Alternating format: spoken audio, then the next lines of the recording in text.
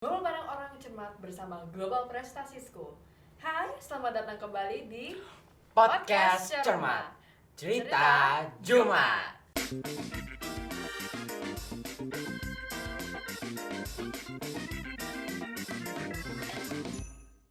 Nah, kemarin di episode pertama kita sudah mengikuti sesi bersama Mr. Atau mengenai parenting. Kali ini kita juga membawa narasumber baru yang tentunya enggak kalah keren. Nah, seperti biasa, podcast ini akan tayang di hari Jumat setiap akhir bulan. Nah, tentu dengan topik-topik yang menarik dan juga sangat inspiratif. Nah, kalian bisa mendengarkan podcast ini di YouTube atau Spotify. Dan lupa like, share, and subscribe. Dan jangan lupa turn on notifications supaya tidak ketinggalan info dan episode selanjutnya. Oke, hari ini kita karena ada lebih dari satu orang, itu menyiapkan seorang narasumber yang kebetulan juga alumni Global Prestasi School. Nah, kebetulan baru aja nih tiba di Indonesia setelah belasan tahun tinggal di Indonesia. Belasan tahun? Iya, belasan tahun. Masih anak kecil ya pas itu. Kita masih umur 2 tahun udah di luar negeri. Nah, mari kita panggil saja ya. Ya, mari kita panggil saja. Ini dia Kak James. Halo Kak James. Nah, Kak James, aku tahunya Kak ini dulu S1-nya itu biomedical ya? Iya. Nah, boleh perkenalkan dulu sedikit mengenai Kak James ke rekan-rekan? Ya, nama saya James. Saya alumnus di Global Prestasi School, masuknya 2005, lulusnya 2008. Setelah itu saya S1-nya ke Amerika di Louisiana Tech University. Jadi kalau nggak tahu Louisiana Tech itu, Louisiana itu di bawahnya di Amerika ya, bentuknya kayak L gitu, jadi gampang dicari kalau di peta. Saya ambil biomedical engineering. Setelah itu saya pindah ke state berikutnya, kayak provinsi sebelahnya di Texas. Texas lebih terkenal kan kalau dia di mana-mana kayak cowboy gitu-gitu kan ya. Saya ambil S3 di bioengineering, teknik biologi, ambil S3-nya di Rice University di Houston, Texas. Langsung S3. Ya, jadi kalau di Amerika nggak perlu S2. Ini bedanya sistem di Amerika sama di Eropa. Kalau di Eropa wajib ada S2. Kalau di Amerika, orang Amerika pikirnya, we don't need master degree to get PhD, right? So that's the difference. If you can do it, you can do it. Yeah. Oke, nah itu kakak itu baru mendarat atau emang udah kayak beberapa hari, beberapa minggu ke Indonesia? I just got back here last week.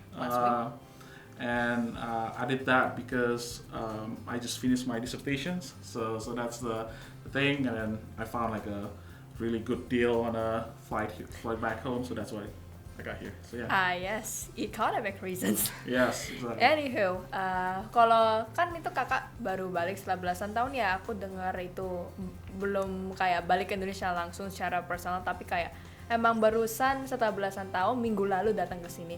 Nah, kakak perasaan kayak gimana? Senang kah? Terharu kah? Nggak percaya kah? Atau biasa aja gitu? Yeah, that's a very good question, Kara. Pasti saya sebenarnya juga setelah berapa belasan tahun itu didn't expect to come back here, right? Because typically we have things to do, right? Like that's the thing why I didn't get the chance to go back home. Tapi setelah nyampe di Indonesia, panasnya luar biasa, humid. I remember keringetan gitu kan di airport. But everything else looks very different here. Bahkan Global Prestasi dulu ya 11 tahun It's lalu big now. itu ya. Back then it was only like a really like a 2 buildings, pretty big buildings but pretty simple buildings. Now you guys have podcasts. I look around, you guys have like a cooking lab. That's just impressive, like we didn't have those things back then. So yeah, kalau di Indonesia-nya sendiri banyak banget perubahannya ya. I saw ada MRT sekarang ya. Yes, there are MRTs. Limited, but they're there. Yeah, it's really impressive. Dan yang nggak berubahnya ya macetnya sama. Mungkin makin parah. I remember the junior high was on the left side. Now the junior high is on the right side. So yeah, some things are the same, but yeah, definitely a lot of improvements here. I see. Jadi So, kakak kan baru balik sini ya. Ya. Kakak udah berapa tahun sih di USA? Ya, jadi saya I went to US for my bachelor in May of 2011. 2011. Yeah, so it's been a while since I got back it's here. been 11 years. Yeah. I think I was like 4 The years script old or was- something. Yeah. You The guys are script was not wrong. Yeah, you guys are still like a kid. Yeah. I mean, yeah, it's been a while. Karena di Amerika malah saya summer as a researcher, Yeah. summer and Christmas breaks are our peak seasons because we need to attend conferences, right? We need to write papers. Those are the times that we have to dedicate ourselves to write papers, write manuscripts, and things like that. So yeah. So the breaks over in USA are used for also studying? Yeah. So typically we have teaching duties, right? We Yeah. typically have classes to attend, but those during the break times, right? Those are the perfect time, at least for me, to write a manuscript, to write things that I need to do. You know. So Yeah, yeah. I see. So you took more education for more education. Kan tadi kita ngomongin perasaan pas balik ke Indonesia. Yeah. Nah, kita flashback dulu ke Of 11 course. tahun yang lalu. Kakak masih ingat gak pas pertama kali di negara orang gitu, negara asing gitu? Dan perasaan kakak pas pertama kali kayak landing itu gimana? Yeah, it's a very good question, Kara. Saya datang di Amerika. I thought I knew English, you know, because I knew the grammar, right? I knew how to write, how to read, but I didn't expect not be able to speak the language because here we have our own language, right? We don't have a lot of opportunities to practice speaking English. Jadi awal-awalnya kaget gitu kan ya, because I didn't expect that. I expect some sort of culture shocks, right? But I didn't really expect the main like big differences, right? I guess it makes sense kalau kita misalkan ke Solo beda kan culture-nya, kita ke Makassar beda culture. I guess it makes sense that we will have like some differences, right? Nyampe di sana hari berikutnya langsung masuk kelas. Yeah. Langsung? Yeah. You didn't have time to take a break or... Right. It's like a day before the class starts for me, and I came to the US with my parents, right, just to make sure I settle in nicely, and I also at that time didn't have the chance to have classes taught fully in English, right, because that wasn't a common thing back then. Biasanya only English classes, right, being taught in English, but the rest of the classes, even though it's a different, like a international curriculum, still being taught in Bahasa. So I wanted to make sure I was able to follow the study plan, right? Yeah. So I bought this recorder to make sure. Yeah, I recorded the Lecture? the lecture every single time, and then to make sure if I miss something, I can just go back and then listen, right? So, but by the second month, I didn't need to do that anymore. So you got So- quickly, I that's nice. Yeah. I see. Wait, recorder? So, when did you actually flew to America? I flew to America in 2011. We didn't have, at that time we didn't have like smartphone. Right now you can use smartphone to record, right? Yeah. But yeah, I bought like this small recorder, just put it in front of my desk, and then just make sure it was being recorded. So yeah. What was the weather like when you got there? Oh, because I got there in the summer, right? It was really hot, but not hot like here. I Oh. thought I think it was even hotter than Jakarta, but no humidity. So it was like literally just Dry. hot and dry. Dry. Right. That's the worst feeling. Right. So but you will adapt to those weathers pretty quickly, I would say. Okay, now switching it up, we talked about weather, all those small stuff. Nah, kita mau nanya tentang more deeper stuff. We're getting into the course. real Yeah. boss, the big boss. Oke. Kalau kakak sendiri kenapa memilih melanjutkan studi di luar negeri? Karena kan itu pasti tuh di zamannya kakak pun ada banyak universitas di Indonesia. Kenapa itu? Dan itu setahu saya di tahun-tahun itu studi ke luar negeri bukan kayak pilihan yang populer gitu. Yes. Masih milih yang domestik.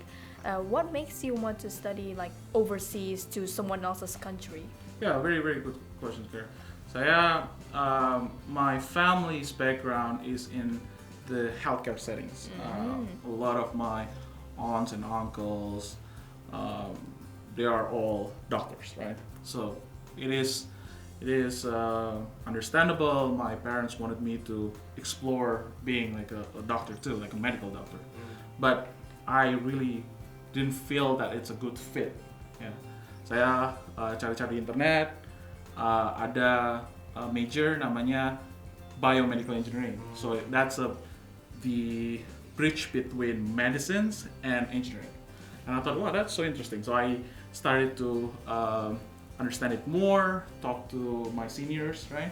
And at that time, Kara, there wasn't any biomedical engineering or bioengineering major in Indonesia. So I started to look abroad, and I discovered that the US has a lot of history in biomedical or bioengineering. So from there, I started to look at different universities, right? Because that's I wanted to learn more, but I want to make sure those universities have a really good biomedical engineering program, right? I see. So after that, I decided to fly there. So yeah. Oh, so that was what happened. Biomedical engineering, huh? Yeah. When I heard about it, it sounds complicated. I'm like, this must be quite a ride. This must be a roller coaster to be in. Speaking of roller coasters, did you go there to USA alone? No. So I got there with my family. So they stay there for a week, just to make sure that I have all my stuff, right? Because when you travel, you don't bring your all your non-essentials. Even though those non-essentials are pretty important in your life, right? So I had to make sure you bought your desk, your chair, and things like that. So after a week and a half, they left, and I had to figure it out myself. So yeah. So non-essentials are essentials. Exactly. Then they're not non-essentials. You gotta pick out the very important ones. You Right. gotta bring everything.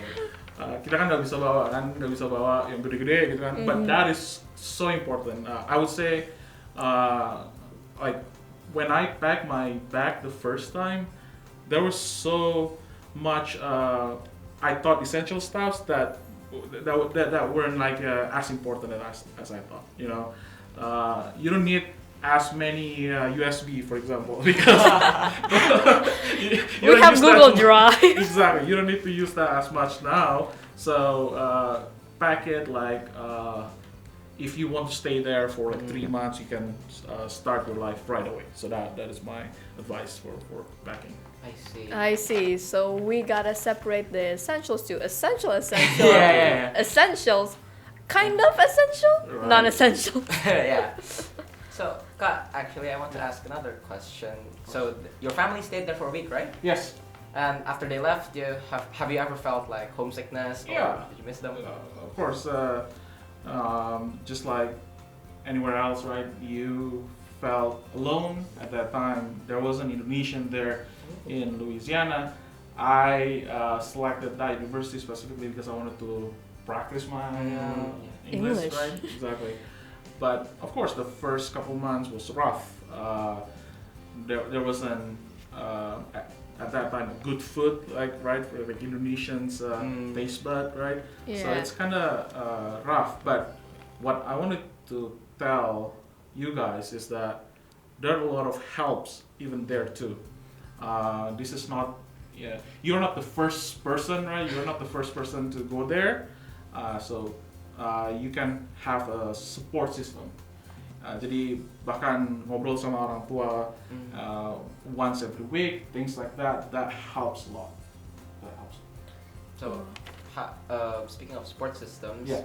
you of course gained friends over in USA, right? Exactly. Yeah. How did you do that actually? So I find Americans, they are more social and they are more active in asking you questions comparing to More Indonesians. open? Yeah, they're more open. They're not. I would say they're not necessarily kinder, but they are just they are more social, right? They are more active, like asking you questions, and they will say, "Hey, what's up?" or "Hey, how are you doing?" It doesn't mean that they really want to know your weekend, for example, but they just want to say hi, right? Yeah. So be ready, right? Be ready to communicate with them, right? Tell your story, because if you're an international student, you definitely have an interesting story to tell, right? Of course, Yeah. of course. Just be ready. I would say you don't need a lot of friends. You need to be friendly, right? Because Yeah. that is good. But if you have your core friends, right, and your family, I would say that will help you to not only survive but thrive in another country. Well, speaking of befriending random strangers in another country, have you? I've like heard a bit, like you've experienced culture shocks. Yeah. But how bad of a culture shock it is? Oh yeah. I mean, it is a very important thing when you want to when you consider going abroad, right, for your vacations. When I was there the first time, right, I didn't even expect to buy food and then you need to tip for that food, right? Oh, yeah. Di Amerika sekarang 15%, 20%, that's a common practice, right? Regardless of the service, that's the expected amount of tips. And things like that, yeah, you might be aware of, right? Watching movies, listening from your seniors. But when you needed to pay, right? That is like the first time I was like, wow, this is really different. Like this is another country. This is really the expected behavior from you is so different, right? Another thing is, like I said, U.S. people, the American people, they typically are more friendly in that way, right? They will say, "Hey, how are you doing?" But they didn't really expect. They don't expect you to tell your life story to them. Right. So just be ready to have a more informal settings when you talk to your professors, right? To your friends. Some professors will not even ask you to say, "Hey, Dr. X or Dr. Y." They will just say, "Just call my name." So they just say, "Hey, call me John." So that's the way of the informal way of living in the U.S. Yeah. I see. And the other thing, culture shock, you need to expect that, right? Because I said to you guys earlier before the taping, even kalau kamu ke Solo, culture-nya beda kan. Kalau kamu ke Makassar, culture-nya juga beda. So you need to expect to have those differences. But just make sure when you are there, right? You still have your principles. Value kamu tetap sama, tapi caranya kamu berinteraksi dengan orang lain, it will be different. Okay, now I'm more inclined on interesting stuff. So, is there any interesting like experience of culture shocks? Maybe like funny ones, so we can laugh at the camera. Yeah, of course. Ini penting juga karena kita ke luar negeri gitu kan, pasti berbuat salah banyak gitu ya. So you need to be able to laugh at yourself. So for example, saya kalau dulu kan datang kalau kelas misalkan dia bilang jam 10 gitu kan, datangnya jam 10. Sometimes they really close the door, they didn't allow you to get in. So those kind of things, you just need to be able to laugh at yourself. Okay, so this is next time you learn to be better, right? But at that time, yeah, you need to be able to just shake it off, right, and say, hey, do better next time. Yeah. So those kind of things really matter in the US. Be punctual, right? Be able to communicate. Because sometimes I really don't want to talk to other people, but that is the expected behavior from people there. Yeah. Is there something that you're still not used to even after 11 years in the US? Yeah, of course. The way, karena that is a interesting question, right, Gerald? Jadi saya udah lama 11 tahun di Amerika, right? Some people think that like I'm more American than Indonesian, but I would say that's not the case too, right? Banyak kayak misalkan I don't know, things like, for example, when we interact with people, right? I like to not only be just friendly, but I also want to learn about what they like, right? What they do and things like that. But sometimes Americans, they tend to want to do it fast, right? They want to move quickly, right? Like in a big city, they want to, even when they walk fast, right? Yeah. So they have places to go. But yeah, you learn to appreciate the differences, right? And learn how to handle those. Kalau cara adaptasinya sendiri bagaimana? Do you just like learn to live with it, or you just had a really rough time trying to fit in? Yeah. Yeah, the first couple months, of course, it's rough, right? The lifestyle is different, right?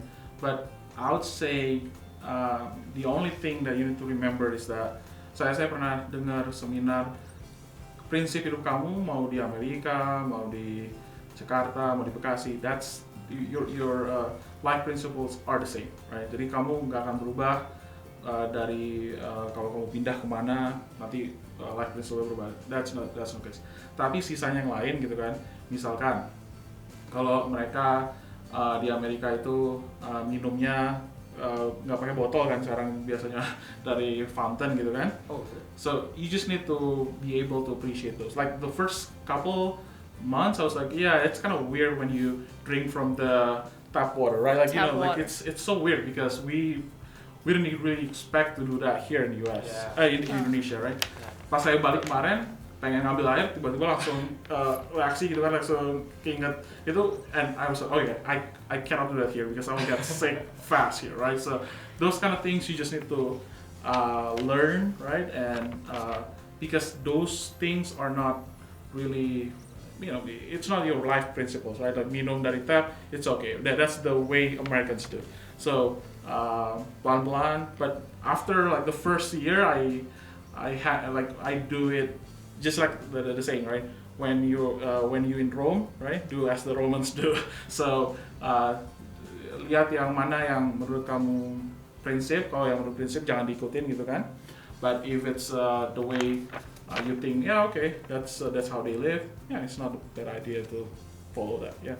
Wait, speaking of tap water, was there no tap water when you were here? Yeah. So Tap water wasn't a thing. Water, right? We have tap this water. technology now. Yeah, when I was in GPS, I don't know, 11, 12, 13 years ago, we need to bring like a big water from home, right? Oh, Because yeah. we don't have those tap water, but yeah, it's really impressive here.